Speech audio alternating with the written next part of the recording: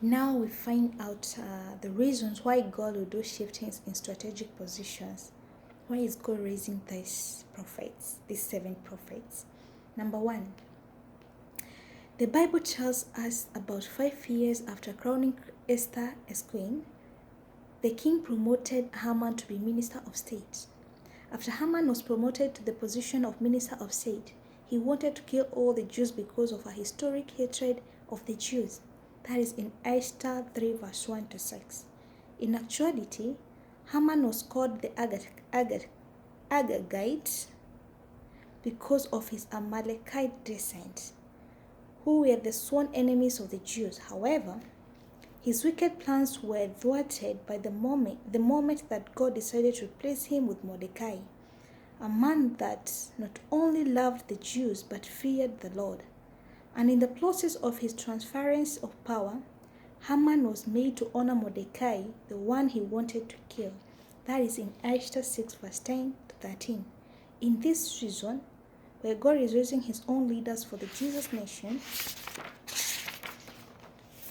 all wicked leaders will come to honor God's delegates. Mordecai replaced Haman as the minister of state and reversed the evil decrees of Haman and saved all the Jews. That is in Esther 8 verse 1 to 7. Wonderful. Number 2, Joseph was promoted to the position of Prime Minister of Egypt in Genesis 41 verses 37 to 46. The Bible illustrates yet another example of how God can strategically put his own people in positions of power so as to aid his divine agenda for humankind. The Bible tells us that Joseph was made prime minister over all the affairs of Egypt. But Joseph was very prophetic because he did not rule alongside non-believers. He appointed his brothers to positions of power and took over the agricultural industry. That is in Genesis 47 verse 5 to 6. As God is raising his people in strategic position, all it will take is an individual to ensure that the entire ruling system is occupied with believers. God can use one man to change the entire political regime. However, he wants more manpower and positions.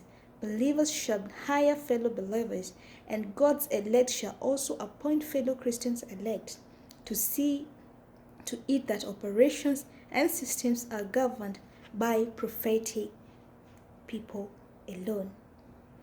The above statement may sound unrealistic in view of the current international political and social protocols and principles, but the truth of the prophetic words spoken by Prophet Daniel in Daniel 2 verses 44 must come to pass. Wonderful, right?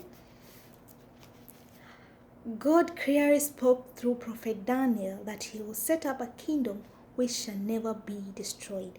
God's kingdom shall not be left to other people or to mix with other kingdoms, that it shall break in pieces. It shall consume all other kingdoms. It is also coexistence with other kingdoms, but overpowering them. Wonderful. I just love reading this book, It makes me feel so, I don't know, but I thank the heavens. That's the first chapter of the Jesus Nation, chapter number 1. And in the next video, we'll be outlining few points that we've understood from the chapter 1 before we continue with the chapter number 2. And that will be, there I will make you a great nation. Shalom, shalom, shalom, and don't forget to subscribe. I love you all. Bye.